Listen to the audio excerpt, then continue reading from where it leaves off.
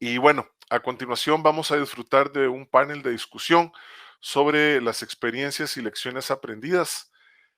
Seguido tendremos, bueno, este estará a cargo del señor Mauricio Castro Salazar, asesor técnico principal del programa de la empresa Adelphi, don Ramiro Batzín, coordinador del programa por parte de SICA Sotzil, y Natalia Arce, coordinadora del programa por parte de ASICA FOC. Adelante, muchas gracias.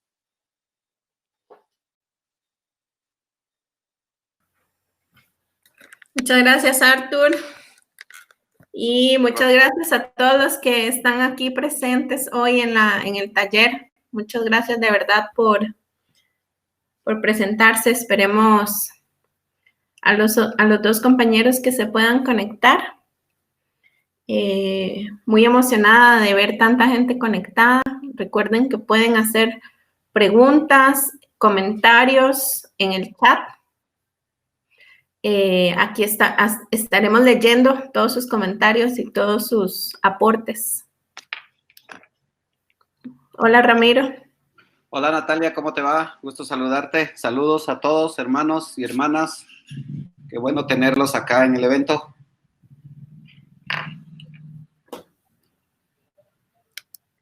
Vamos a esperar nada más que llegue Mauricio. Ahí está conectándose.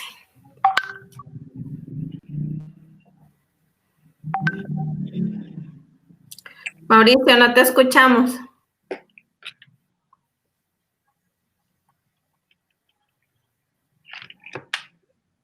Tenés el micrófono bien encendido, pero no te escuchamos. Sí.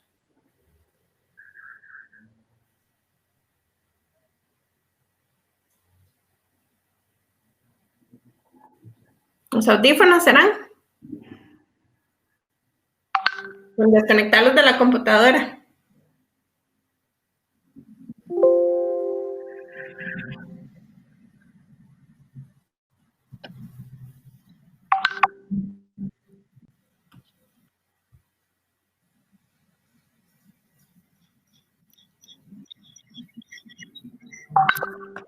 Ya te mandamos al...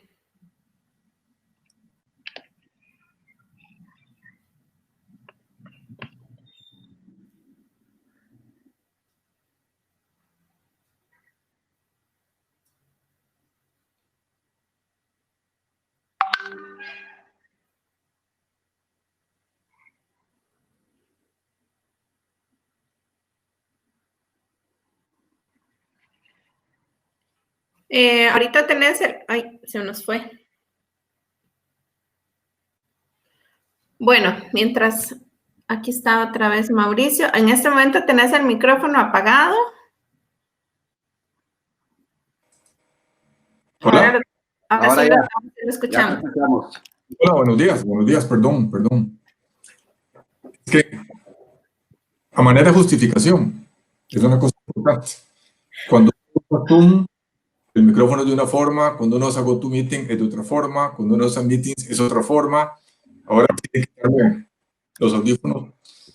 He tratado de hacer pruebas permanentemente de cómo se ve mejor uno. Pero no he encontrado la forma. Yo creo que los años lo engañan a uno y no hay forma que uno se vea mejor, de ninguna forma. Bueno, antes de empezar con este panel, yo quisiera recordar una frase que históricamente siempre usamos en Centroamérica. Siempre dijimos, de junio a diciembre, Centroamérica es golpeada por huracanes, por inundaciones y por tormentas tropicales. De enero a junio tenemos sequías, fuego y problemas por falta de agua. Y de marzo a diciembre tenemos amenazas de terremotos y de maremotos. Pero nunca metimos en la ecuación que íbamos a vivir una pandemia, que nos ha cambiado absolutamente todo. Y cuando digo cambiado todo, es todo. Desde la forma de trabajar, desde la forma de interactuar, desde la forma de ir a comprar los víveres, la forma de sembrar. Lo que implica es que tenemos que aprender a vivir de una forma distinta. Esto nos topó y nos agarró, como decimos, en medio de la ejecución de un programa. En medio de la ejecución de un programa que tuvimos que improvisar, porque el que me diga que no ha improvisado nos miente, de ver cómo acomodábamos los resultados, cómo acomodábamos la forma de obtener resultados, la forma de seguir implementando sin problemas, respetando las normas de salud que nos daban los ministerios y las autoridades. Y yo agradezco a Natalia y agradezco a Ramiro la flexibilidad y la forma de adaptarse, pero sobre todo a las comunidades. Y quiero recordarles que en medio de todo esto, El Salvador vivió inundaciones. Además, la gente no podía salir por la pandemia, pero además con inundaciones. Bueno, eso es lo que hemos vivido en este año. Y eso es lo que hemos tenido que aprender a manejar, si la palabra aprender se puede utilizar. Y yo agradezco muchísimo al KFW porque nos ha acompañado en todo esto, verdaderamente. Y nos ha permitido reinventarnos y nos han permitido cumplir los objetivos, reinventen, ayuden a las comunidades que están mal, ayuden, colaboren, traten de salir de la crisis. Cuando habíamos conversado nosotros de planear este taller de intercambio de experiencias, nunca nos imaginamos del COVID. Nunca lo pensamos que íbamos a tener una cosa de estas. Entonces, esto implica que tenemos que aprender y a manejar las cosas como han venido. Pero yo quiero preguntarle, Natalia, uno de los problemas que siempre todo el mundo argumenta es, viera qué dificultad tuvimos para abrir las cuentas bancarias, viera qué problemones tuvimos para recibir las transferencias, viera qué difícil ha sido tener la personería jurídica, viera qué difícil se nos han hecho los trámites. ¿Qué ha sentido Sicafoc en todas esas dificultades que la gente dice que tiene? ¿Usted ha notado algo? ¿Qué notó? Gracias, Mauricio. Efectivamente, hemos tenido algunas dificultades con la apertura de cuentas. Sin embargo, todos los grupos han logrado de alguna u otra manera abrir la cuenta.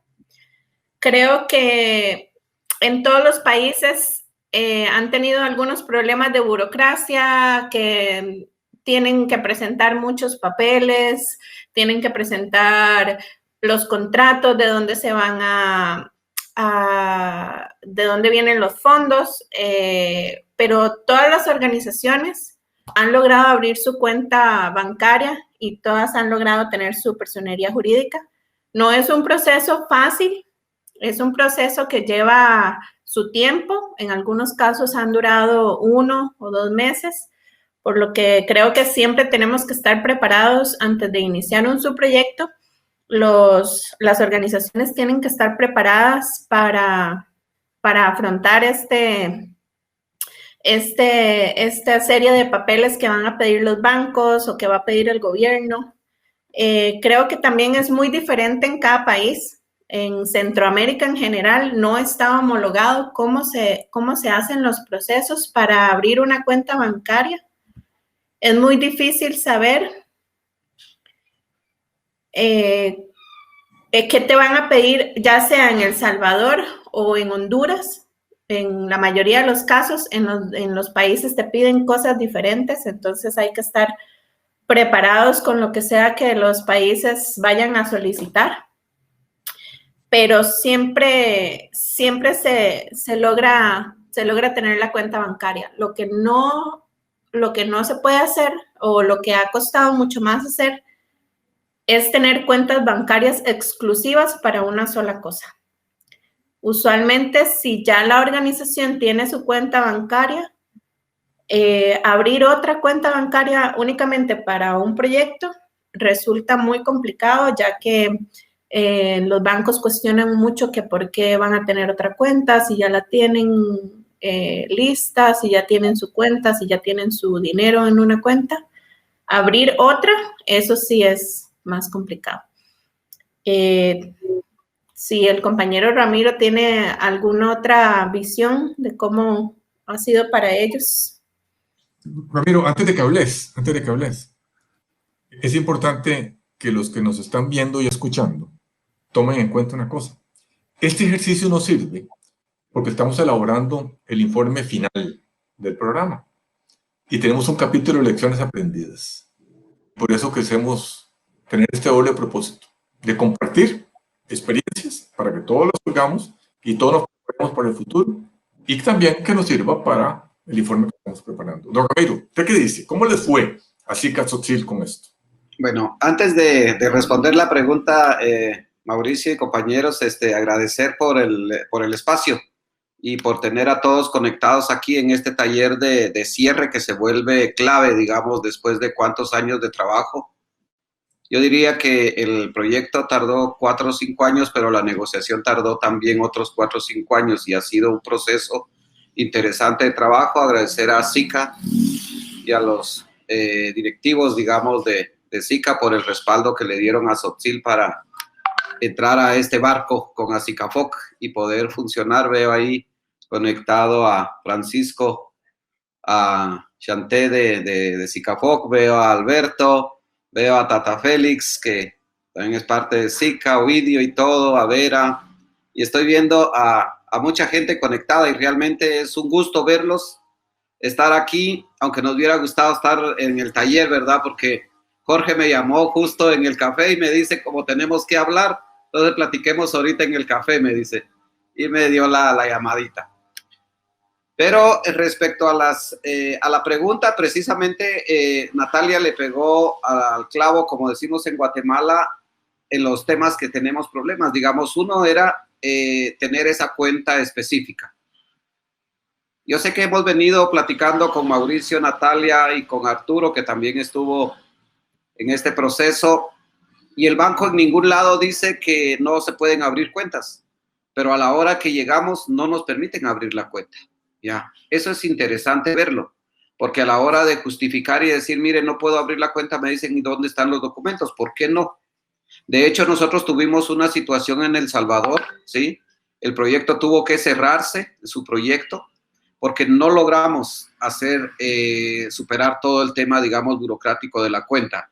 Pasamos casi 4 o 5 meses, se hicieron 3 depósitos y volvieron a regresar.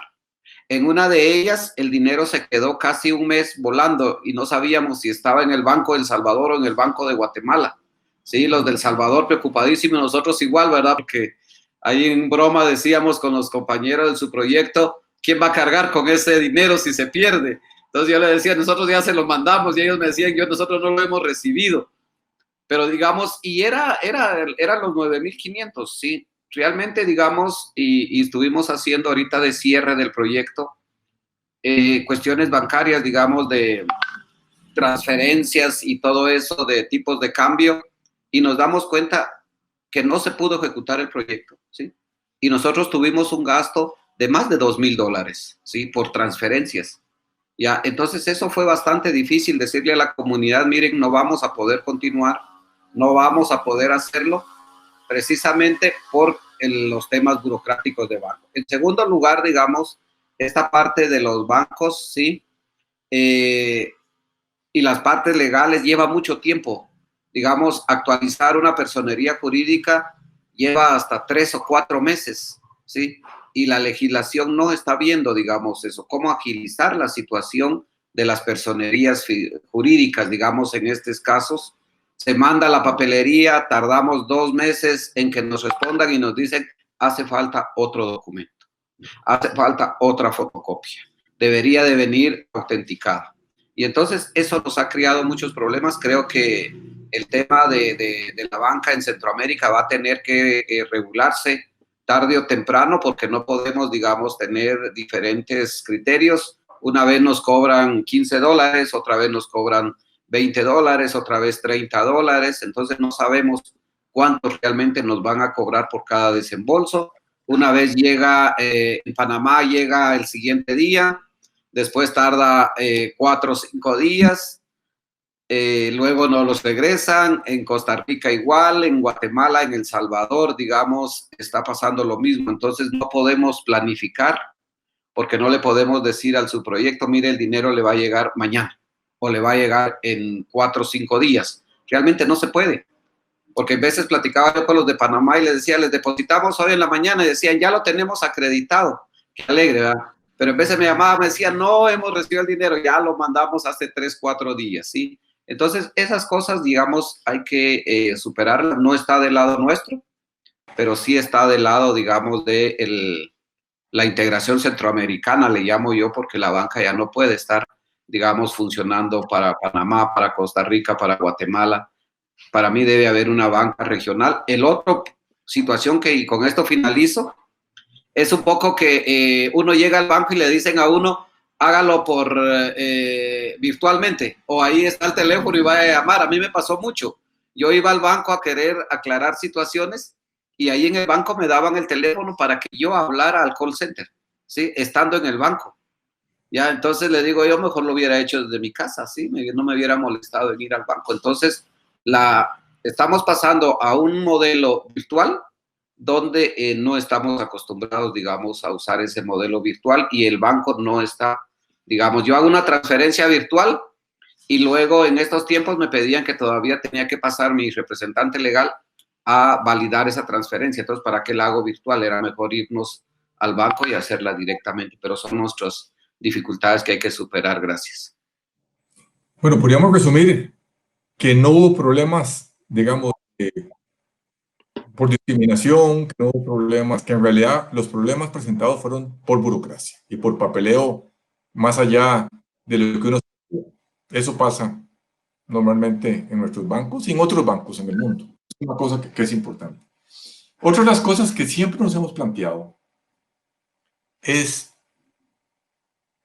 y eso, Ramiro, te lo hago de primero a vos, ¿qué retos tuvieron las organizaciones para ejecutar los proyectos? En el sentido de gente capacitada, gente no capacitada, gente con capacidad administrativa, problemas técnicos, problemas en la misma comunidad para poderse organizar, si tenían que comprar, si eran sujetos de económicos para poder comprar en ciertos almacenes. ¿Qué retos de la comunidad, qué retos vivieron las organizaciones? Ok. Yo diría que los retos que tuvimos, digamos, a nivel comunitario y en el tema, digamos, de reforzar a las organizaciones, tanto indígenas como comunitarias, la puedo dividir en 2 cosas, ¿sí? Una, en la parte técnica, ¿sí? Es importante, digamos, que fortalezcamos nuestro sistema técnico. Nuestro modelo organizativo indígena, hay una toma de decisiones, ¿sí? Y entonces muchas veces la parte técnica tiene que esperar y debe ser así, todo el aval y autorización, pero los tiempos no se están dando. Entonces yo creo que es importante que toda la parte organizativa, institucional, indígena y comunitaria fortalezca su sistema técnico, que exista un equipo, ¿sí?, que pueda elaborar los informes, que pueda tener al día toda la información técnica, los documentos, los resultados. Nosotros tuvimos proyectos donde uno dice el proyecto fue muy exitoso y lo discutíamos y ahora estamos a la hora de formular un informe que cuando yo leo el documento técnico, y Mauricio siempre lo decía, no encontrábamos ese corazón del documento, porque no se está plasmando, digamos, ese trabajo que se hizo, particularmente con el tema de conocimientos tradicionales. Se desarrollaron 2 talleres, ¿sí?, digamos, de diálogo, pero no nos está diciendo esa riqueza que hubo ahí. Entonces yo creo que ese fortalecimiento técnico debe de estar fuerte. La otra parte es el fortalecimiento financiero. Debemos de tener una estructura financiera y eso no sucede solo a nivel local, sucede a nivel de las diferentes organizaciones que a la parte financiera no le estamos dando el carácter que debe de ser, ¿sí? Entonces, y yo diría, aquí debe haber una gobernanza entre la parte política, técnica y financiera. Debemos de desconcentrar y descentralizar, digamos, esas acciones. Eso debería de ser bastante fuerte porque hay que seguir fortaleciendo, digamos, a las instituciones, las normas propias y todo, pero dentro de esos sistemas propios indígenas, yo creo que ya hay que ir integrando un tema técnico y un tema financiero para que de la mano podamos entregar ahí sí, como le decíamos a los subproyectos, entreguemos facturas, cuentas cabales, decían, entreguemos resultados y cuentas cabales. Entonces vamos caminando y yo creo que se logró hacerlo. En algunas veces yo veo gente conectada aquí con algunas veces que ya decían, nuevamente vuelve a hacer observaciones al informe. Nuevamente están pidiendo otra vez la cotización. ¿Acaso no confían en nosotros? Y eso fue muy difícil para mí. Ya cuando me salía la palabra, ¿acaso no confían en mí? Yo les decía, yo confío en ustedes. Y porque confío en ustedes, sé que lo hicieron. Mándenme esas cotizaciones, esos documentos, pero sí. No, yo quiero agradecer a cada uno de ustedes y yo sé que con algunos hubieron algunas veces cuestiones tensas, digamos, por eso, pero es normal. Ya al final del día decíamos, es normal. Cuando cuadraban las cosas decíamos, qué bien. Cuando entraban los documentos decíamos, qué bien. Así que felicitarlo y agradecerles por la paciencia y la comprensión que tuvieron cuando estábamos empujando que entregaran esos resultados técnicos y financieros. Gracias.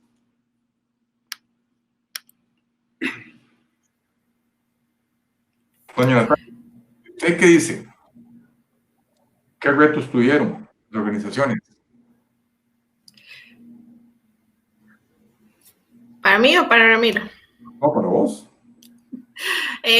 Bueno, más adelante tal vez por ahí las organizaciones nos van a contar también cuáles fueron los retos de ellos.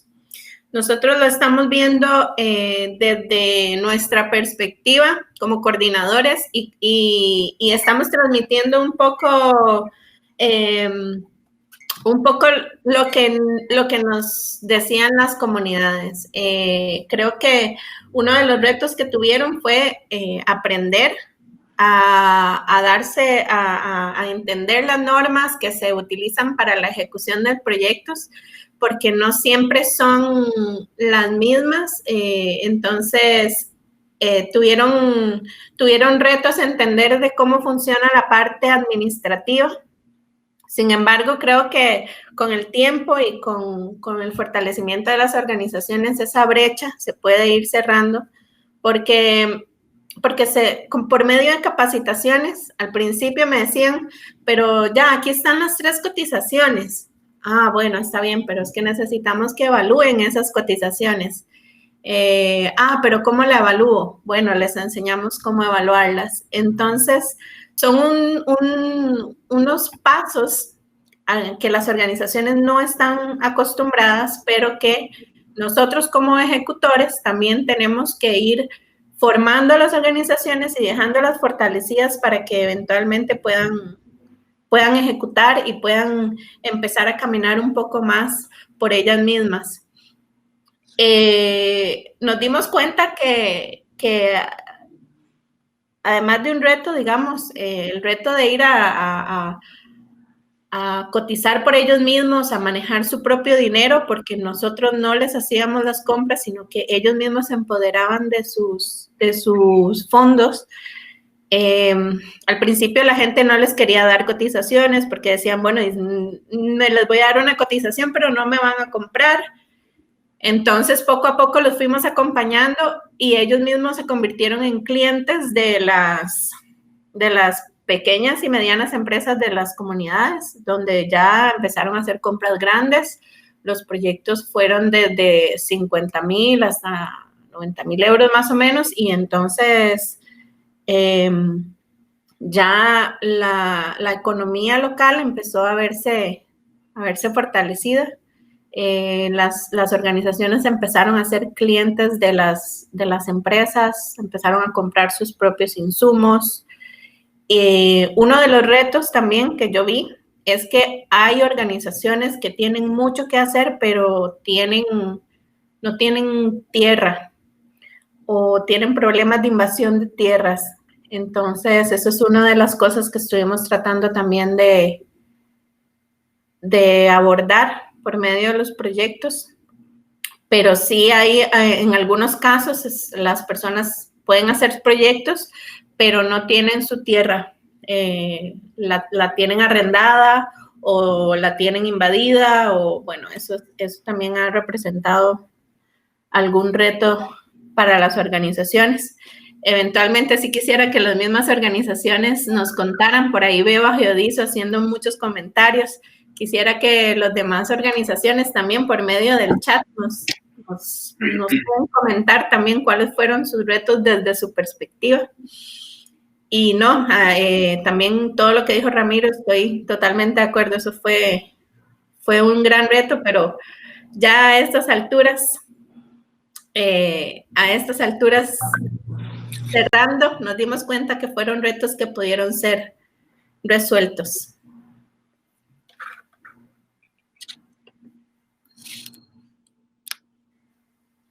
Mauricio. Muchas gracias.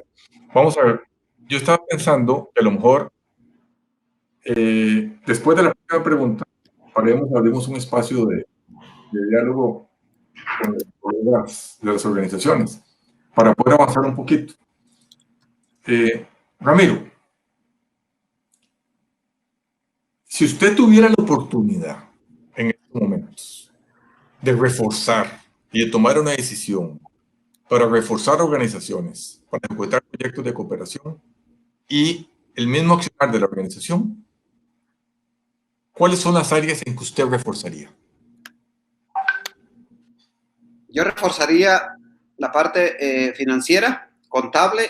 Hay que instalar sistemas contables en las organizaciones indígenas y eso tiene un costo, ¿sí? Fortalecer, digamos, toda la parte tributaria de las organizaciones, ¿sí? Eso también tiene un costo y hay que tener, digamos, a una persona ahí y muchas veces los proyectos no nos apoyan, digamos, con ese recurso, pero la parte contable y la parte fiscal son dos temas fundamentales para manejar cooperación internacional en estos momentos. En la parte técnica, elaboración de proyectos, monitoreo, ¿sí? Monitoreo, evaluación de proyectos es fundamental. No tenemos un sistema de monitoreo y ejecución de proyectos. Esos también son importantes. Creo que eso debería de haber en un proceso de fortalecimiento de capacidades que les permita a las organizaciones de base ir evaluando cómo va el proyecto, cómo va guiando en la parte técnica y en la parte financiera.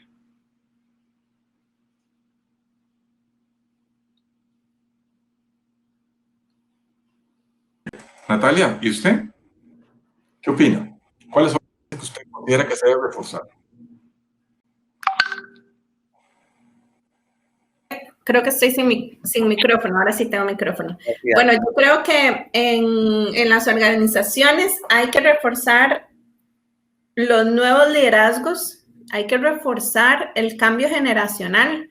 Me parece que los jóvenes juegan un papel muy importante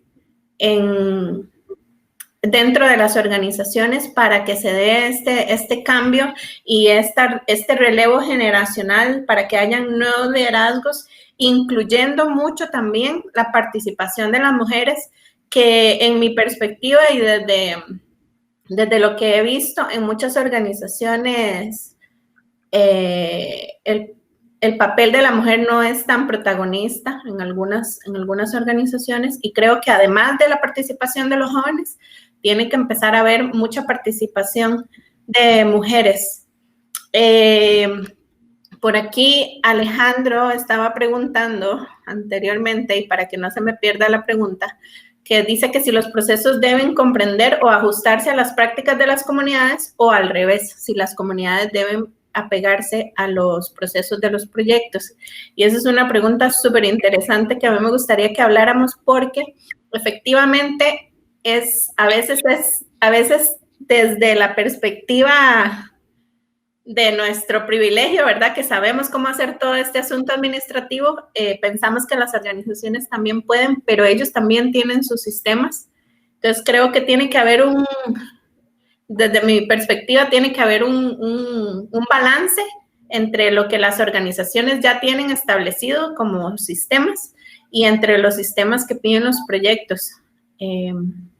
Pero sí es muy importante saber y conocer las realidades de cada una de las comunidades para saber cómo pueden trabajar y cuál es la mejor forma de adaptarse también al trabajo de las comunidades desde su perspectiva y desde su realidad. Muchas gracias. Vamos a abrir un espacio para que nuestros colegas y amigos y amigas que están participando puedan dar sus opiniones. Vean que hemos hablado hasta el momento de dos cosas. Y por favor, en esta presentación les rogaría que se limiten a esas dos cosas. El tema de las inconveniencias con los bancos, el tema de las inconveniencias legales en el sentido de las jurídicas. Ese es un tema que hemos tocado, y con otros trámites que son relacionados con el papeleo, digamos, de las organizaciones. Y lo otro es el tema de los retos de las organizaciones para ejecutar sus proyectos. Por favor, los que tengan a bien participar, esta es una buena oportunidad. Este es un taller y que queremos que participe la mayor cantidad de gente. Por favor, los que quieran participar y quieran expresarse, tienen la posibilidad de hacerlo. Yo veo ahí un tema que me parece importantísimo y yo voy a provocar. No sé si James Mesh está conectado y me gustaría, porque uno de los retos siempre se nos ofrece con Belice es el idioma. Es un reto para toda Centroamérica. James, ¿usted está conectado? ¿Está por ahí? De hecho, James acaba de poner en el chat, in Belize language barrier is a challenge. Yes, it is, but maybe we can talk a little bit with him. James, por favor, abordemos este tema. ¿Cómo lo manejamos? A ver si me le dan el chance a James de poder participar y poder conversar. Está también Esther de Belice. Bueno, o algún otro colega de Belice que esté por ahí. ¿Cómo manejamos ese tema con Belice? Es un tema verdaderamente complejo, es un tema difícil, todos sabemos que es bien complicado, pero si queremos de verdad fortalecer la integración centroamericana, es un tema que no podemos obviar ni ocultar. Yo algunas veces escuché que la gente decía, no, si los beliceños participan, que aprendan español.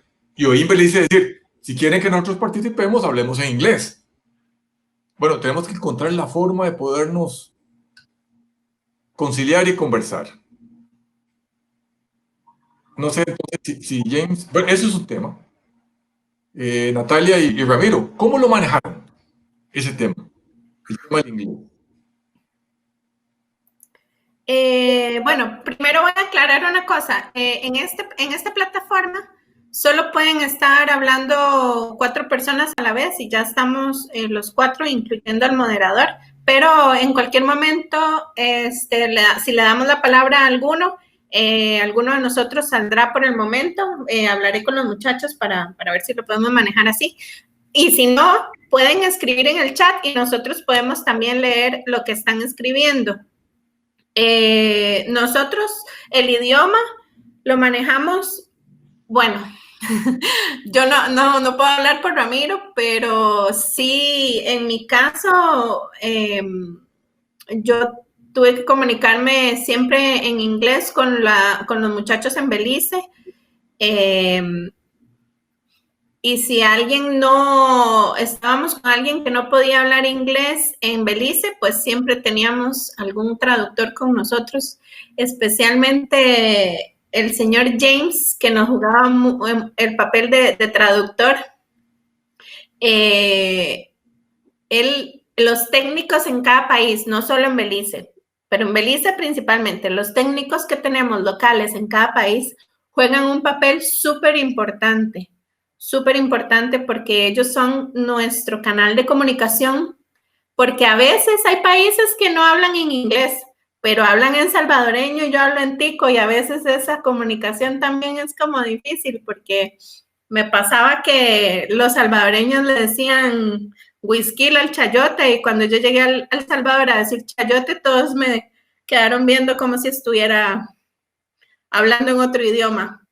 Entonces, no solo el inglés, sino todos los idiomas centroamericanos que a veces, aunque seamos una misma región, hablamos un poquito diferente. Y creo que los técnicos locales son claves para manejar cualquier tipo de situación en cuestiones de idioma. Ramiro. Quizás voy a leer algunos comentarios Podemos leer algunos comentarios que están en el chat, Mauricio, tal vez vos como moderador.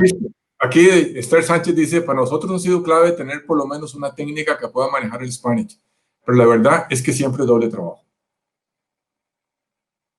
Eso es un tema.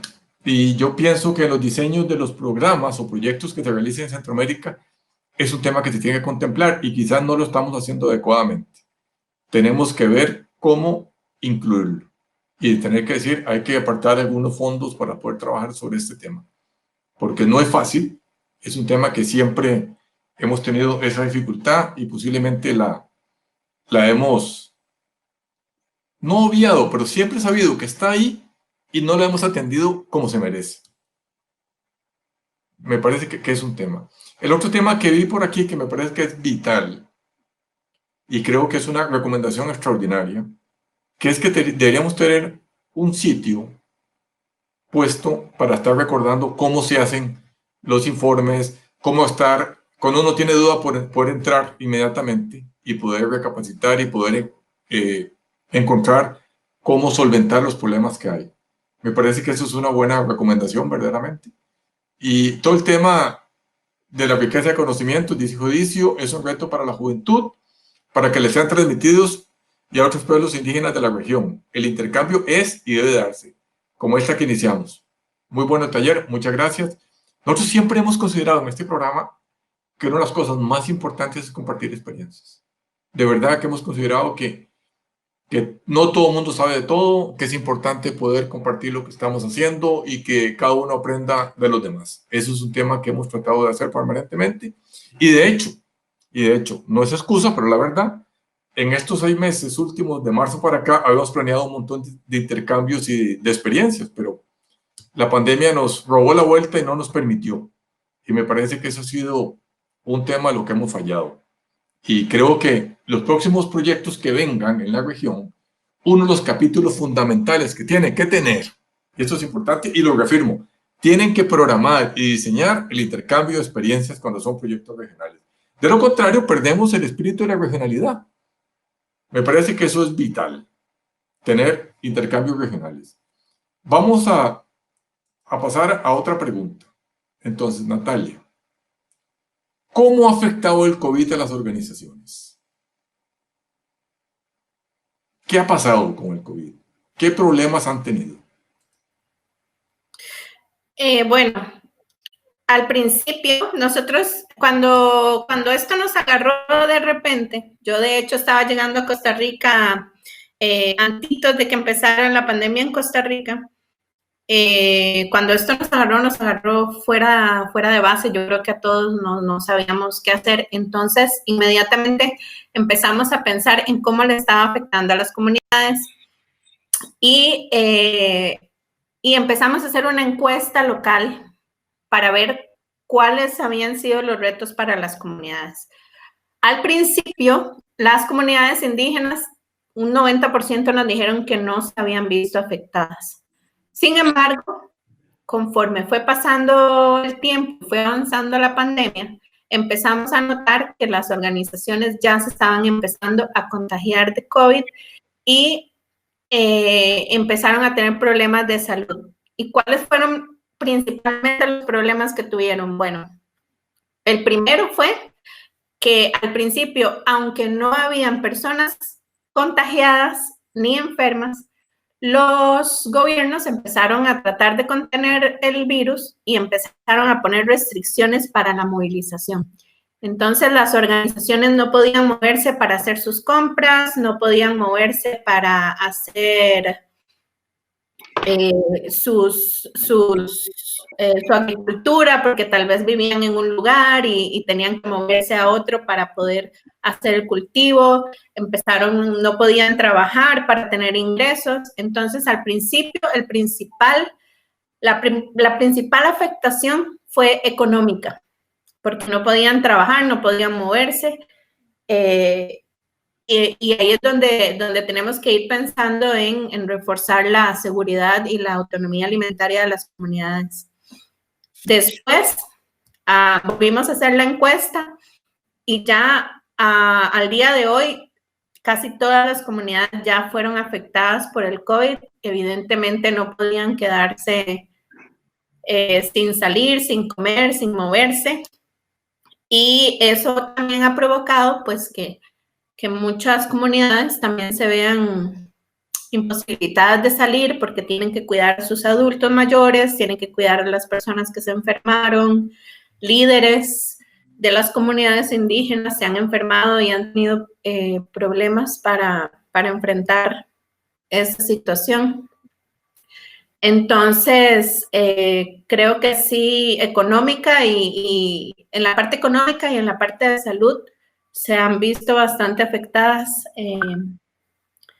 y tenemos que hacerle frente. Otra de las cosas que estaba pensando, ya casi le doy la palabra a Ramiro, es que esto nos ha obligado, como decía Alejandro al principio, nos ha obligado a trabajar de una manera más virtual.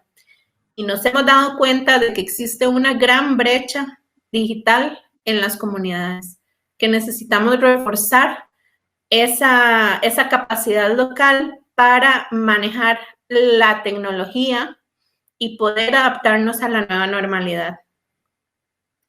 Ese sería mi comentario para no acaparar mucho y quisiera pasarle la palabra a Ramiro. Gracias, Natalia. Yo creo que son las mismas, digamos, dificultades. Solo antes, con la pregunta anterior de qué hacíamos con Belice, también es importante, digamos, lo que nosotros hemos usado es el idioma quechí, ¿sí? Que este es un idioma que, digamos, no está dentro del español y el inglés, pero que ha funcionado también, digamos, con hermanos quechís para dialogarnos, claro, en la parte sur. ¿Cómo ha afectado la pandemia? Pues nosotros tuvimos uno de los impactos más grandes, sí, digamos, Patzún, Chimaltenango, fue una de las primeras comunidades, de hecho en Guatemala fue el primer caso comunitario que hubo, y ahí se está ejecutando, digamos, estaba ejecutando uno de los subproyectos, y esto marcó fuertemente, digamos, la ejecución, porque prácticamente tuvimos que parar todo lo que estábamos haciendo. No se pudo hacer nada, de hecho, se tuvo un cordón sanitario, hubo restricciones fuertes, digamos, de ingreso, no solo para los que éramos de afuera, sino para los que de la comunidad no podían salir, no podían velar por su situación. Segundo, ha afectado, digamos, la seguridad alimentaria, ¿sí? Las actividades productivas no se desarrollaron como eran necesarias. La mayor parte, digamos, de nuestros cultivos es fecha, digamos, abril, mayo, junio, y esto no se pudo hacer. Entonces, esto va a tener una repercusión muy grande el próximo año, ¿ya? El tema de la cultura, que es algo que no estamos viendo, está siendo afectada por las restricciones sociales, digamos, que tenemos. Sí, digamos, ahora no podemos saludar de mano, no podemos saludar así, no podemos hacer esto. Y eso, digamos, en la parte, digamos, de la cultura de esa relación, la estamos perdiendo, digamos, con los pueblos indígenas. La atención que se está brindando en estos momentos por parte, digamos, del Estado, no está tomando en cuenta el tema de los pueblos indígenas, el tema de los idiomas, los trajes. Entonces, está habiendo, digamos, un impacto grande de la pandemia. Y para ir cerrando, recordar, digamos, que Tata Félix nos comentó de que los guías espirituales en las ceremonias habían tenido, ¿sí? Digamos, las señales de lo que iba a venir, de esta enfermedad a nivel mundial, ellos lo sabían, ¿sí? No, digamos, ahí tenemos que avanzar fuertemente porque ellos están teniendo nuevamente señales de lo que viene y no los estamos escuchando. Ya yo creo que los programas deben de tener una fuerte carga de escuchar lo que está pasando. Creo que el COVID nos vino a marcar, nos vino a decir también, siempre decíamos que la ciencia era la única que era exacta y que tenía todo, y ahora nos encontramos con que la pandemia encuentra a la ciencia y la ciencia ahora no tiene la vacuna, pero en los territorios indígenas sí hay cura. Ya hay hermanos y hermanas indígenas que se han curado de COVID con medicina natural. Entonces creo que nos está costando todavía volver a entender esta normalidad. Yo digo, va a ser normalidad porque vamos a volver a lo mismo. No vamos a cambiar de chip, como dicen los muchachos ahora. Debemos de escuchar más lo que están diciendo los abuelos. en Panamá, digamos, ahí en Cunayala, con Geodicio, allá con Rafita en el territorio, ahí Esther en la región Quechí, en la región Mopán, digamos, Selvin aquí en la parte de Cachiquel, con Francisco, Quiché, Cachiquel, hay una carga fuerte de conocimiento tradicional para atender las enfermedades.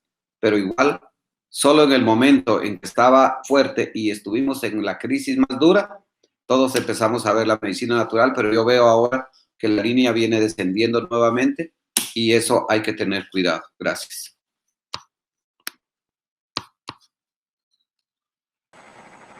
Bueno, Ramiro y Natalia, y amigos y amigas, yo creo que debemos dejar usar la nueva normalidad, sino decir la normalidad.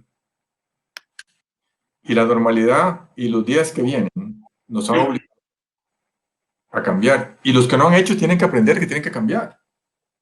Ya Ramiro lo dijo bien, los apretones de mano ya no son. Los besuqueos característicos de saludar para llegar y dar otro beso para salir, por ahora están frenados. Las reuniones y la reunionitis para hacer talleres de discusión ya no son. La forma como dijimos antes, que tenemos que viajar y que tenemos que encontrarnos, tampoco son. Esto implica entonces que en el futuro y lo que viene en los próximos meses, para proyectos nuevos, tenemos que replantearnos la forma como veníamos actuando. Ramiro, ¿qué ve usted en el horizonte para replantearse proyectos nuevos?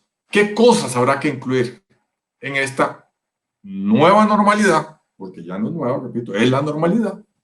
Pero ¿qué cosas vamos a tener que cambiar a la hora de hacer proyectos?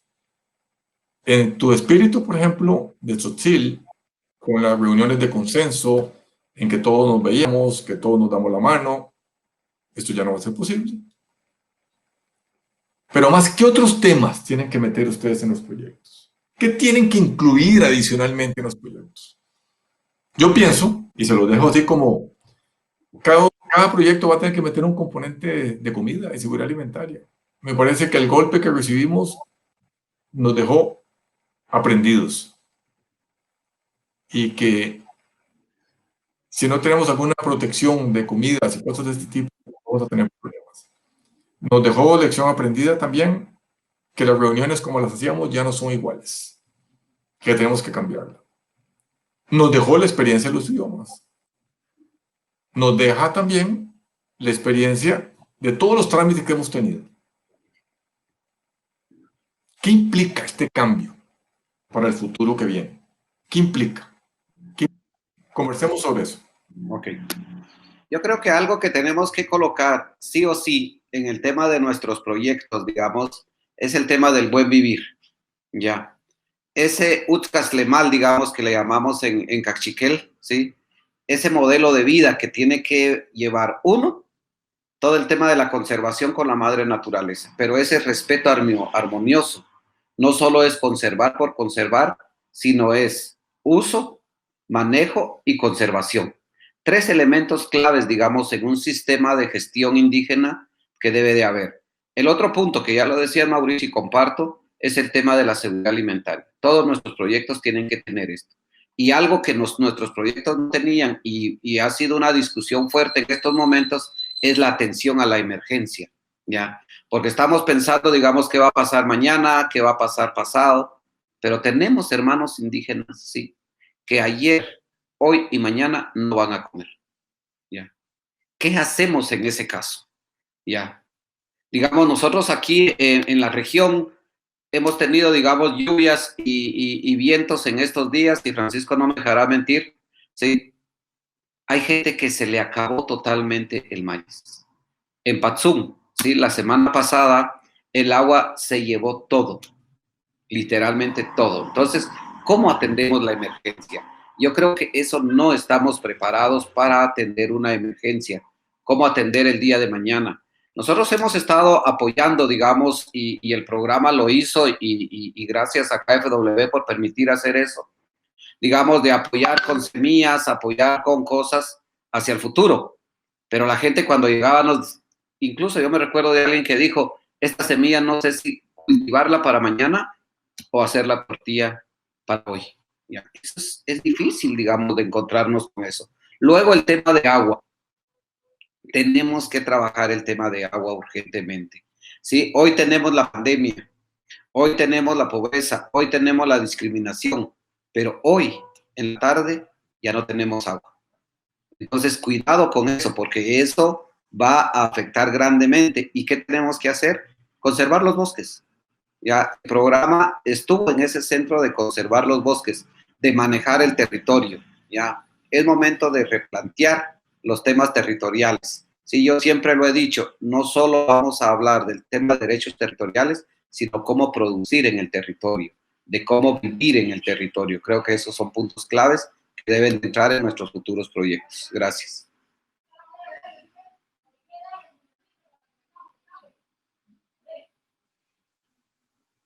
De mi parte, me parece un tema súper importante y creo que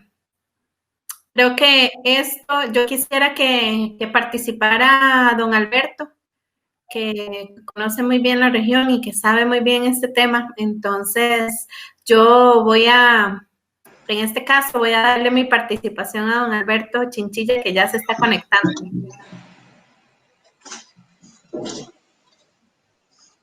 Luego, don Alberto. ¿Me escuchan? Y lo escuchamos también. Ok. Bueno, buenos días a todos y todas las participantes. Saludo a Ramiro, a todo el equipo que está apoyando este taller y a todos los participantes, a los representantes de KfW, a Delphi, que es la empresa que nos ha acompañado en este proceso, en la ejecución de este proyecto, y a todos los comunitarios y comunitarias que están participando. Yo creo que hay temas importantes, y Ramiro mencionaba temas bastante importantes que tenemos que abordar en la normalidad que va a tener nuestra región, y que tenemos que entender que nuestra región tuvo un cambio muy drástico a partir de esta pandemia. El tema fundamental y temas que vamos a tener que abordar en los proyectos socioproductivos que vamos a impulsar y que estamos impulsando, van a tener que ver mucho con el tema de cosecha de agua de lluvia, manejo de conservación del agua, el tema de la conservación de los bosques es fundamental, pero también hay que fortalecer mucho a las organizaciones, y yo creo que ya lo han mencionado varios, en el tema de la parte administrativa, en la parte técnica, y empoderar a los grupos en eso. O sea, no es pagar un técnico externo, no es un técnico comunitario de su organización la que se tiene que fortalecer y capacitar para que quede esa base comunitaria en la organización, que es al final uno de los objetivos principales que deben tener todos estos programas. Trabajar muy fuertemente a fortalecer esa capacidad local, pero estoy hablando de capacidad local que tiene que ser muy seleccionada junto con la organización, en el sentido de que sean personas que tengan un arraigo comunitario, que van a estar ahí con sus comunidades, porque hemos visto muchas veces que se capacita a algunas personas, pero apenas se ven capacitadas, se van de la comunidad. Entonces yo creo que es un tema que tenemos que trabajar fuertemente. Nuestra región requiere de gente con un nuevo liderazgo proactivo, dinámico, incluyente y participativo. Y yo creo que eso es el fuerte. Y el tema de la vinculación y coordinación institucional con las alcaldías, con las instancias de gobierno, donde es un territorio donde nos sumamos todos, y hacer una sumativa de esfuerzos. Es muy importante que en este cierre de este programa, que hemos iniciado con el apoyo del Ministerio de Cooperación Alemana a través de KfW, y que es un programa abierto que nos ha permitido a trabajar a SICA y a SICAFOC, en el caso de SOCCIL como organismo ejecutor de la parte de SICA, a buscar alternativas, y el programa ha sido bastante, hacer un programa abierto nos ha permitido flexibilizar muchas cosas, y yo creo que tal vez no aprovechamos ese concepto de programa abierto en todo el sentido de la palabra, de innovar cosas y de poder hacer cosas que se podrían reforzar y que se han venido diciendo. Pero bueno, nunca es tarde para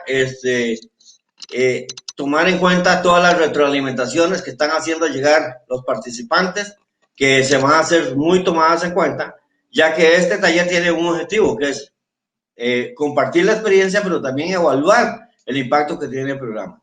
Y yo también quiero agradecer porque hay temas que son muy importantes y que han permitido el avance, el impacto del programa, y como lo decía el señor secretario don Mauricio Cerezo en su intervención y Álvaro Koch por parte del FILAC, es un programa que viene a sumar un modelo de trabajar cooperación para el desarrollo con las comunidades, llegando la plata directamente a las comunidades. Eso es un modelo en la región que tiene que ponerse de cuidado y que el programa tiene muchas virtudes, tendrá sus defectos, pero tiene más virtudes que defectos. Entonces, yo creo que es algo fundamental.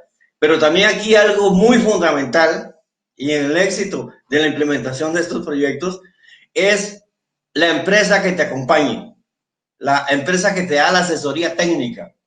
Y en este caso, pues tuvimos la suerte de que la empresa Adelphi, la empresa alemana que nos ha estado acompañando en este proceso, ha sido una empresa muy respetuosa, muy clara y que de verdad ha jugado un papel de acompañamiento muy claro, y en eso hay que reconocerle a Adelphi ese gran trabajo que ha hecho a través del equipo que tenía en Centroamérica y el equipo en la sede en Alemania. Ha sido un equipo muy respetuoso al proceso y eso hay que reconocérselo porque Adelphi en eso se ha demostrado que el trabajo es la fortalecer el trabajo del socio que ejecuta los recursos. Yo quiero decir que es muy importante para nosotros todas las recomendaciones que ustedes estén haciéndonos llegar y que a través del taller vemos que se ha hecho un gran esfuerzo. La empresa que se contrató para montar toda esta plataforma ha hecho un trabajo muy fuerte. Ramiro, Natalia, los técnicos que han apoyado han hecho posible, y las organizaciones que se sumaron poniendo sus materiales, trabajando sus videos que han hecho ellos propiamente. Entonces yo creo que es fundamental. Yo creo que el esfuerzo y el reto que se tiene para los futuros proyectos es un tema de fortalecimiento organizativo con un nuevo acompañamiento, una nueva normalidad, que es empoderar muy fuertemente a la organización, y que hay que trabajar una línea base de cómo están las organizaciones que vamos a apoyar en la segunda fase de manejo de recursos. Entonces, ahí hay que tener una línea base de dónde están y a dónde vamos a llegar con ese crecimiento de estas organizaciones. Agradecer a la cooperación alemana a través de KfW por la oportunidad de tener un programa abierto que llegue directamente a las comunidades y que las inversiones estén generando el impacto. Sabemos que el tema de la pandemia ha golpeado temas alimentarios, temas de salud, temas agua, todo este tema, pero hay que tomar en cuenta eso y retomar. No puede haber conservación si la gente que está alrededor de esas comunidades y esas áreas de corredores, áreas protegidas y conservación comunitaria, áreas de bosque que están en los territorios indígenas, hay que abordar. Y hay que abordar el tema que no podemos dejar de obviar, el tema de la tenencia del territorio, los derechos de ese territorio, porque muchas veces, aunque las comunidades tienen demarcado su territorio, pero es invadido constantemente y respetado por los ladinos. Entonces, es un tema, ¿qué mecanismo debemos trabajar para que de verdad se respete ese territorio y darle herramientas a estas organizaciones tecnológicas que permitan demarcar ese territorio y estar monitoreando ese territorio? Entonces, yo creo que son parte de los grandes retos que vamos a tener en una segunda fase hacia proyectos socioproductivos, conservación y desarrollo comunitario, que va a ser, para mí, debería ser la gran bandera que se va a tener que usar a partir de otras experiencias de proyectos hermanos, como el proyecto de los Chucuratanes, que está haciendo conservación a cambio de desarrollo de las comunidades. Yo creo que eso es el gran reto que nos queda, y de verdad quiero agradecer el espacio, felicitar a todo el equipo que ha hecho posible que tengamos este taller regional, una primera experiencia a nivel de región que yo creo que va a dar lecciones muy positivas, y esto también nos prepara, y yo creo que hay una de las cosas que yo comentaba con Natalia, esto también nos ha reflejado que tenemos que fortalecer a las organizaciones de base comunitarias con el tema de la tecnología, del acceso en línea, de poder hacer cosas en línea, de poder manejar información, porque muchas de estas comunidades no tienen el acceso y no tienen los equipos, y hay que dotar de equipos y de conocimiento para que la gente pueda estar subiendo todo lo que está haciendo las comunidades. Entonces yo creo que es parte de los grandes retos que vamos a tomar en cuenta y que tenemos que impulsar. Y de verdad agradecerles a todos el espacio y estamos aquí pendientes y siguiendo todo el taller de lo que las recomendaciones y de las actividades que tienen programadas en el taller. Y muchas gracias. Pero no se vaya, mire, para beneficio de todos los que estamos oyendo, dos conceptos quiero que aclare. Uno, ¿qué significa un programa abierto? Me parece que es importante. Y dos, ¿qué es la experiencia de compensación ambiental? Porque vamos a un mecanismo como es en la región. Ok, programa abierto significa que la organización tiene la oportunidad de plantear los recursos en lo que ella considera que es su prioridad comunitaria. Si es su rescate tradicional y conocimiento tradicional, lo puede hacer y puede en su proyecto poner un rubro para que lo haga. Si es medicina tradicional que ha ayudado en el tema del COVID, por ejemplo, en la experiencia que se han dicho y que hemos visto también en organizaciones que estamos apoyando, es cómo rescatamos ese conocimiento tradicional. Entonces, un programa abierto que te permite, tiene la flexibilidad de que a medida que va avanzando la propuesta, pero si la comunidad vio que cuando hizo la propuesta, ya a la hora de ejecución, hay otra cosa que es su prioridad y está dentro de las líneas y objetivos del programa, lo puede adaptar y lo puede cambiar. No es una cosa rígida. Eso es una gran ventaja que tienen estos programas y estos fondos de la cooperación alemana, que yo creo que serían los únicos en la región que permiten, y el único donante que permite que eso sea adaptado a la necesidad de la gente, porque es para el desarrollo de la gente y el rescate de su cultura.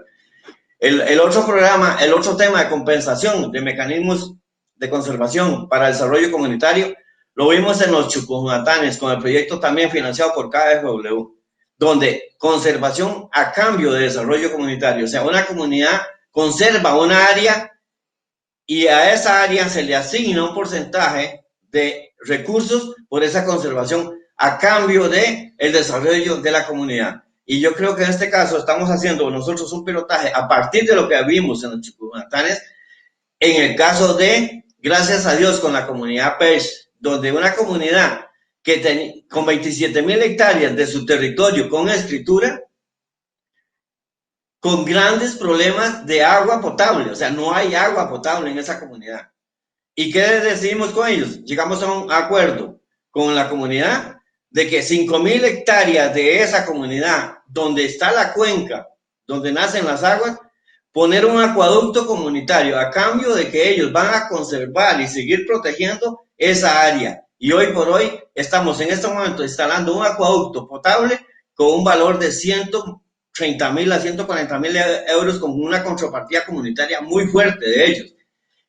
Una misión de alta densidad de mover, transportar tubería, materiales por tierra y por pipantes hasta la comunidad. Pero ahí está y se está montando ese acueducto y esperamos que ese acueducto lo estemos inaugurando formalmente en el mes de enero. ¿Por qué? Por los temas de los tiempos y por el tema del COVID. Pero la comunidad ya está con la tubería, hasta los ingenieros, hasta los albañiles comunitarios, está la comunidad trabajando porque es su proyecto, es su agua potable, es para mejorar sus condiciones de vida a cambio de la conservación de su territorio. Entonces, esa modalidad es una modalidad importante que tenemos que ver y esto solo se puede hacer cuando tú tienes un programa abierto y un programa que te permite innovar en la región. Entonces, esa es parte de las cosas que tenemos que aprovechar.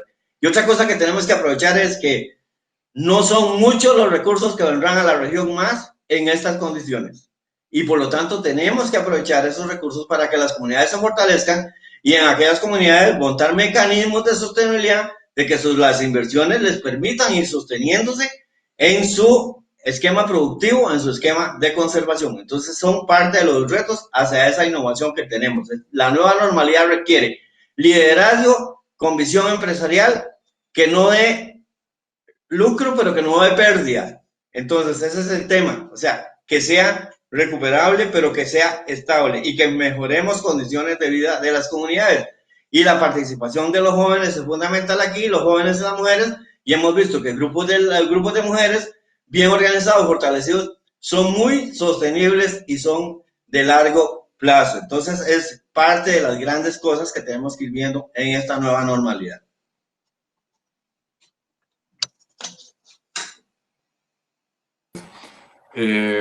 Ramiro y Natalia, ahora a Ramiro. Miren, no es que me haya olvidado del tema de cambio climático. Es un tema que estamos viviendo permanentemente. Han sido golpeadas las comunidades por el cambio climático. Además del COVID, por supuesto, pero el cambio climático lo tenemos como una constante. ¿Qué va a pasar? ¿Se empeorará la región en temas de cambio climático? ¿Se empeorará en temas de agua? ¿Estamos para enfrentar eso que viene? ¿Qué vamos a hacer?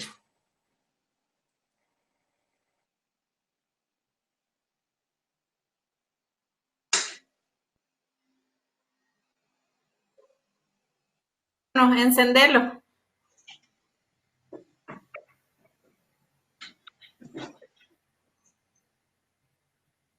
Ramiro. Estás sin micrófono, ahora sí te vamos a escuchar. Sí, pero toda la vida siempre hablo con micrófono. No, les decía que anda unos memes ahí de esos que ahora ya no solo los jóvenes lo publican, porque nosotros lo publicamos también. Seguimos siendo jóvenes. Que dice que el cambio climático está afectando mucho más que la pandemia del COVID a las comunidades. Por eso es que se está planteando que tenemos 3 pandemias, ¿sí? La del COVID, la del cambio climático y la del agua. ¿Ya? Es interesante ver esa caricatura que alguien hizo. ¿Cómo está afectando, digamos, nosotros en estos momentos, por ejemplo, en Guaquil? Guaquil es una área rica, toda la parte del presidente de Guatemala, en producción de productos no tradicionales de exportación. En esta parte sale una gran parte de toda la parte de exportación de los vegetales que Guatemala tiene a Centroamérica, Europa, Estados Unidos. Pero ahora el cambio climático está dejando a esta área, ¿sí?, dentro del corredor seco. Eso va a ser grave para las comunidades, porque las comunidades estamos acostumbradas, y digo estamos porque está en nuestra área, ¿sí?, al cultivo, y ahora no vamos a tener agua, ¿sí? Está cambiando la temperatura, ¿sí? Los suelos están cambiando, la biodiversidad está cambiando, vamos a pasar de bosques nubosos a bosques secos, ¿ya? Entonces ese cambio, y el problema, yo siempre he dicho, el cambio climático ha afectado a las comunidades, pero antes teníamos periodos de 100, 200 y 300 años para adaptarnos. Ahora tenemos periodos de 5 y 10 años para adaptarnos, ¿ya? Antes eran generaciones tras generaciones, ahora una misma generación vemos ese impacto. Digamos, uno de los proyectos que se apoyó en Costa Rica, en Boruca, precisamente apoyó al tema del agua. Y era interesante ver, decían ellos, cómo el río hace 5 o 6 años, ¿sí?, tenía 1 o 2 metros. Y ahora que pasamos, realmente pasamos y nos llegaba ni a la rodilla, ni siquiera. Digamos, había bajado 80-90% su caudal. Pero el proceso que se hizo, y aquí es interesante verlo, de reforestación y de atención espiritual que los hermanos indígenas realizaron ahí, está haciendo que el río vuelva a crecer. Y ahí comparto con lo que dice Alberto, el tema del conocimiento tradicional. Esas prácticas son fundamentales. En Panamá vamos a ver cómo está afectando, digamos, las islas. Todos decimos, va a subir 5 o 10 centímetros el mar, no va a afectar. Ya los cunas están moviéndose. Ya en estos momentos, digamos, en la parte de Nicaragua, de Guatemala, los suelos se están salificando y los cultivos no van a ser posibles ahí, en un suelo donde ya hay que moverse. Entonces, cuidado, el cambio climático está ya en las comunidades afectando. Hay que ver la variabilidad climática. En Guatemala llovió la semana pasada como no había llovido en 20 años, ¿sí? Y fue periodo de 1 hora. donde los suelos no logran infiltrar. Entonces, eso hay que tener cuidado. Yo les digo, antes teníamos áreas donde decíamos que habían inundaciones y áreas de sequía. Ahora el problema es que la comunidad se encuentra en este mes con una inundación y en los próximos 5 meses con sequía. Eso es increíble. Entonces, el cambio climático está afectando a las comunidades. Gracias.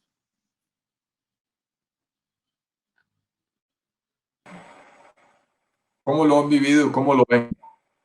En Acicafoco, no sé si don Alberto nos contesta.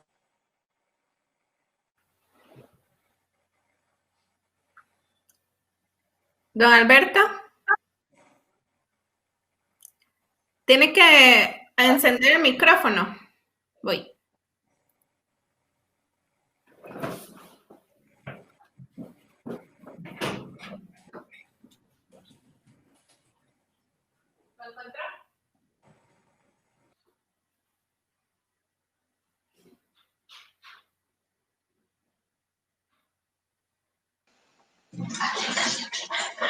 Bueno, es parte de la nueva normalidad, que el director ejecutivo aprenda a manejar tecnología.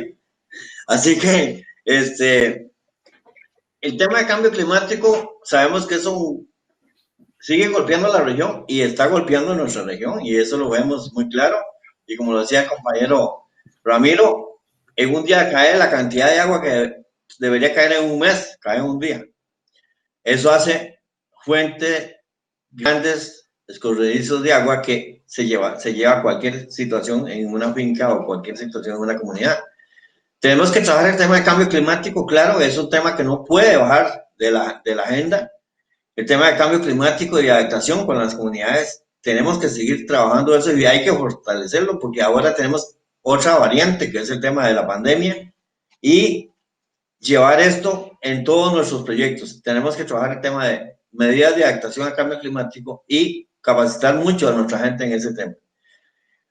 Hoy la tecnología está bastante avanzada que nos permite, y junto con mi amigo Jorge Cabrera del SICA, hemos estado viendo talleres y participando en talleres conectados con la NASA, donde nos puede dar información de cómo se está moviendo este tema, y con las entidades meteorológicas en los países, porque tenemos que mantener a nuestra gente informada cuándo debe sembrar, cuándo debe abonar para que la lluvia no afecte estos temas y cómo se están moviendo las sequías hacia esos territorios. Esos son parte de los grandes retos y también qué herramientas y metodologías productivas vamos a tener que trabajar sin perder lo tradicional, rescatando lo tradicional y dando alternativas a la gente en ese sentido. Tenemos que ser muy creativos en ese sentido y por eso es muy importante el tema de mantener el conocimiento de la gente, del campo, del territorio, para que esto se rescate y se mantenga. La pérdida del conocimiento de la agricultura de una región sería fatal. Y una región eminentemente agrícola, como nuestra región centroamericana, agrícola y agroforestal, debe rescatarse y fortalecerse con todas las medidas en el tema de adaptación al cambio climático. Por eso todos los proyectos que se mantengan en la región y que coordinemos coordinaciones institucionales de proyectos con el sistema, vinculados, que el sistema nos ayude a una vinculación de esta información, de compartir esta información que sea práctica y que sea objetiva y que le llegue a la gente, va a ser la clave estratégica de esto.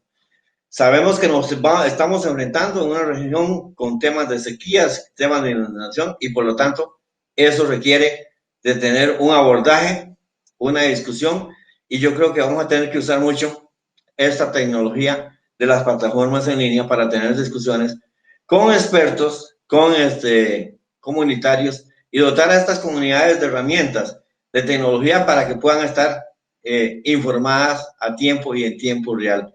Y programas de alerta temprano comunitarios que ayuden a fortalecer esto. Eso va a ser fundamental y trabajar muy fuertemente. Bueno, nosotros hemos tenido y hemos desarrollado experiencias con varios de nuestros proyectos, el tema de la cosecha de agua y lluvia, el tema del riego solar, buscar alternativas. Y, por ejemplo, tenemos ejemplos muy claros como la comunidad del Santuario en Honduras, que con el programa se apoyó y se montaron reservorios de cosecha de agua y lluvia que han generado y permitieron que esa comunidad en Puro Verano estuviera sacando producción alimentaria y mejorando su condición nutricional en la comunidad. Entonces, yo creo que tenemos las experiencias, tenemos herramientas, lo que hay que es replicar.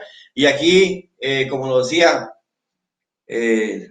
don Mauricio Castro, el tema del intercambio de conocimiento va a ser fundamental en esta región que requiere ese intercambio de conocimiento y que tenemos que ver en la nueva normalidad, pues, si se puede hacer físico o si tendrá que ser virtual a través de videos, como se han preparado, que se pueda compartir todo este tema. Entonces yo creo que vamos hacia esos grandes retos, tenemos que innovarnos, tenemos que salirnos de nuestra área de confort de organizaciones y buscar estas alternativas y hacer alianza público-privada, universidad, empresa privada, para avanzar en esto. Si no hacemos alianza público-privada, no creo que avancemos. Nosotros hoy por hoy tenemos una fuerte alianza con el CULA en Honduras y estamos ya preparando 2 diplomados para el próximo año en un trabajo regional fuertemente con el CULA. Entonces, y yo creo que eso, y también estamos empezando a hablar aquí con algunas universidades de Costa Rica, en República Dominicana, para que fortalezcamos ese trabajo. Ese trabajo tenemos que fortalecerlo y es parte de los grandes retos que tenemos. Nosotros en Asicafoy, nuestra junta directiva, pues ayer tuvo reunión, hemos pasado de tener nuestras reuniones físicas a reuniones en línea y donde hemos discutido y vamos a abordar todos estos temas porque tenemos que trabajar todo un plan hacia la nueva normalidad de la región con cambio climático, COVID y desarrollo comunitario. Es el gran reto que se tiene y tenemos que salirnos de nuestra área de confort y lo tenemos claro y se lo estamos diciendo a los técnicos. Y aquí quien no quiera salirse de su área de confort, pues que siga en su área de confort porque nosotros ocupamos trabajar con nuestras comunidades, con nuestra gente y con nuestra región y mantener una coordinación institucional con la estructura, los ministros de Agricultura, con el CAP, con la Secretaría General del Sistema y con todos aquellos programas que estén llevando cambio climático en los programas nacionales de cambio climático, una coordinación institucional fuerte y con aquella empresa privada que quiera sumarse en este proceso. Muchas gracias. Y ya para terminar, colegas, ambos, creo que no hemos tocado un tema vital. Y yo sé que esto sonará a crítica, pero manejémoslo de una forma distinta más que una crítica. ¿Cómo vivió Cicatzotzil? ¿Cómo vivió Asicafo la entrega de los informes con documentación física? ¿Cómo hicieron para manejar con los courier y con las entregas para recoger papeles en estos días? ¿Cómo se manejó? Porque muchas veces se nos piden los informes digitalizados y informes físicos.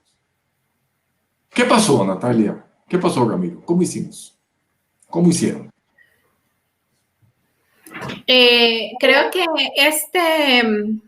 esta pregunta es súper importante porque efectivamente este proyecto particularmente pide que se hagan, que se entreguen los informes de forma física, firmados, lo cual tenía, por supuesto, mucha lógica hace algunos años, donde había que verificar la firma y que todo estuviera transparente. Sin embargo, ahora que nos tomó por sorpresa esto de que tenemos que empezar a digitalizarnos de golpe por la pandemia, nos dimos cuenta de que hay muchas cosas que se pueden presentar digitalmente. Existe la firma digital, existe ahora muchas tecnologías que nos permiten pasar ahora de estar entregando papeles a pasar a entregar informes, cualquier tipo de documento se puede pasar a ser digital. ¿Y cómo lo podemos hacer? Bueno, ahora con toda la tecnología que hay, estamos conectados por todo lado. Estamos conectados por plataformas, por correo electrónico, estamos conectados por aplicaciones en el teléfono.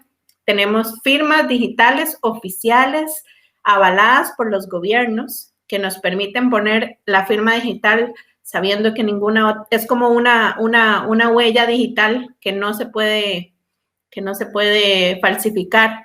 Entonces, incluso pasar de esa entrega de papeles a entregas digitales creo que es una prioridad ahora que estamos viviendo esto y que debería continuar aún cuando terminemos aún cuando volvamos a la otra normalidad, o tal vez nunca vamos a volver a la otra normalidad, que eso nos quede de experiencia para empezar a digitalizarnos y a acelerar esos trámites. Tal vez Ramiro tiene algo que agregar en el tema. Ramiro, el micrófono.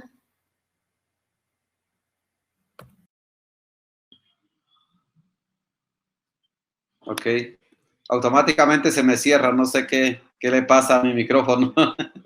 Ya, no, decía que es interesante la pregunta y yo creo que el programa ya venía preparándose, porque una de las situaciones es que nosotros tenemos un periodo, ¿sí?, para que todo sea enviado, y eso lo saben ustedes, los de los subproyectos, que tenemos un periodo para que ustedes nos manden todo de forma digital, porque no estuvimos, digamos, teniéndolo informe por informe, mes por mes, sino hay un periodo establecido en el que ustedes nos trasladan la información física o la información certificada también. Y aquí vuelvo a regresar a los temas, digamos, de las situaciones contractuales y fiscales, digamos, que los documentos originales muchas veces tienen que estar en las oficinas por cierto tiempo por la situación contractual. Entonces, creo que esa parte ya nos estaba creando una comunidad, digamos, y ahorita en este periodo, pues toda la información, digamos, se está concentrando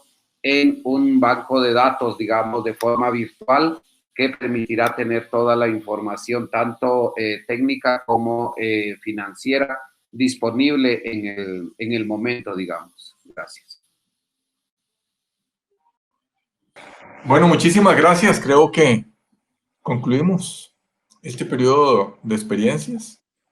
Realmente era para contar lo que habíamos vivido y para tomar nota, para que se nos pueda reflejar experiencias que hemos aprendido, sobre todo para algunos amigos y amigas que no son ejecutores del proyecto directamente, sino que los invitamos, porque hay una palabra que se usa, creo que en El Salvador y en Costa Rica, para que aprendan algunos volados de las cosas que estamos viviendo en las organizaciones centroamericanas a la hora de manejar sus proyectos. El tema de las cuentas ha sido un tema durante el proceso. El tema de la entrega de los informes físicos ha sido un tema durante el COVID. El tema de las reuniones, cómo pasar a la virtualidad, ha sido un tema en este proyecto. El dejar de hacer visitas técnicas al campo por nuestros expertos y nuestros facilitadores ha sido otro tema. Y pienso que en el ejercicio que hemos hecho para preparar este taller, varias comunidades quedaron aprendidas de cómo realizar su video y cómo poder hacer las tomas. Muchas de las cosas vamos a tener que hacerla con la comunidad tomando videos de cómo se realizan. Tenemos montones de retos para seguir adelante. Tenemos muchas cosas que aprender. Tenemos muchísimas cosas que hacer. Pero sobre todo nos deja una lección, que es que las organizaciones tienen que fortalecerse. Tienen que fortalecerse administrativamente, tienen que fortalecerse técnicamente. Fácil, no, fácil no es. Difícil, pero tenemos que aprender. Y viene una nueva etapa. Y la nueva etapa es el golpe que pegó el COVID ha sido tal que muchas organizaciones que eventualmente podrían haber sido sujetos económicos en nuestra sociedad, en la sociedad centroamericana, no podrá ser. Y tendremos que reinventarnos para ver cómo esas organizaciones las convertimos en sujetos económicos. Es decir, que puedan tener crédito, que puedan tener acceso directamente a donaciones, que no sean vía SICAFOC o vía SICA, y a ver cómo lo podemos manejar. En adelante tendremos más compartir experiencias de los subproyectos que se ejecutaron, y por favor aprovechemos los minutos que nos quedan durante esta mañana para aprender y ver lo que ha hecho la gente en su comunidad. Muchísimas gracias. Seguimos adelante.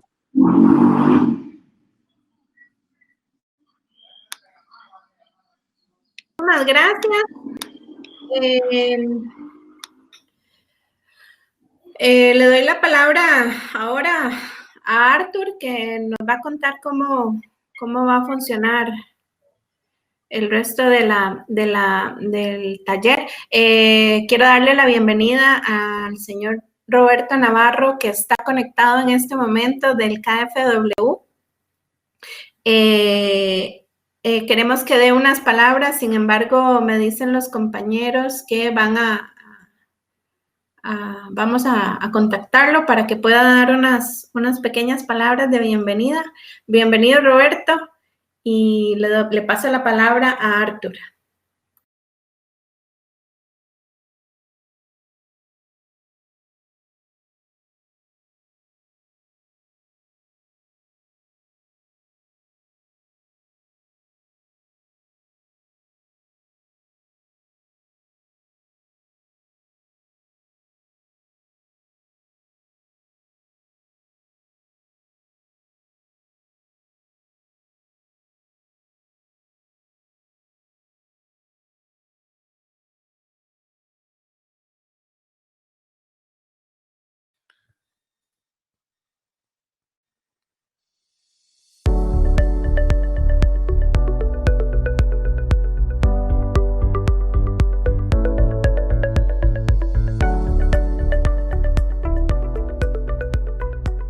Hace poco más de 4 años, en la comunidad San Luis Jicotepeque, inicia un proyecto de cuidado forestal para el único bosque de esta comunidad. Esta gran hazaña se realiza gracias a la cooperación alemana, el apoyo de ASICAFOC y la Asociación Civil No Lucrativa para el Desarrollo de Custodios del Bosque, una asociación voluntaria dedicada a la preservación natural y cultural de la zona. Por medio de prácticas sostenibles y aprovechamiento responsable de las tierras del bosque Pocomam, decenas de familias son beneficiadas. La producción de semillas forestales y la venta responsable de madera, la capacitación y el equipamiento para los voluntarios son solo algunos de los beneficios para esta población de Jalapa. Controlando la tala ilegal, los incendios ocasionales y la invasión impropia, miles de personas conservan de forma segura, sustentable y ecológica sus zonas verdes.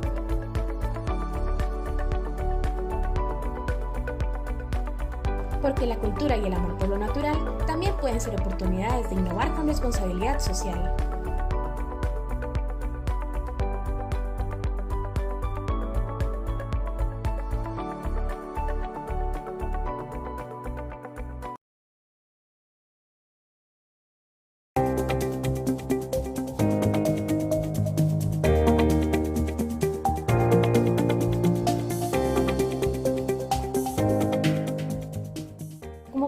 Corredor Biológico Panameño, la Asociación Granja de Producción Sostenible Santa Elena dirige un proyecto participativo para sus comunidades.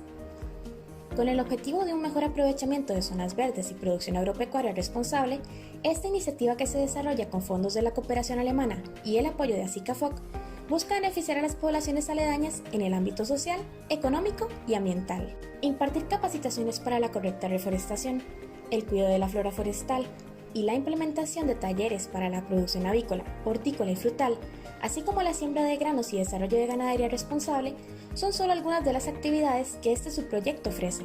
Mejorar la calidad de vida, apoyar las acciones recreativas y educativas de la comunidad y mejorar el aprovechamiento de la tierra con prácticas forestales responsables para la producción es parte del día a día que estas comunidades viven. Porque la cultura y el amor por lo natural también pueden ser oportunidades de innovar con responsabilidad social.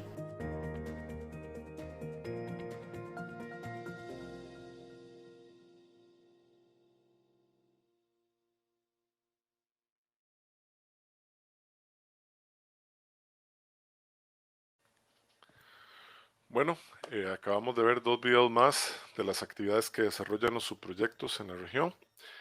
Primero que nada, dar las gracias a los panelistas, a don Mauricio Castro, a don Miro Batzín, don Alejandro Chinchilla y Natalia Arce.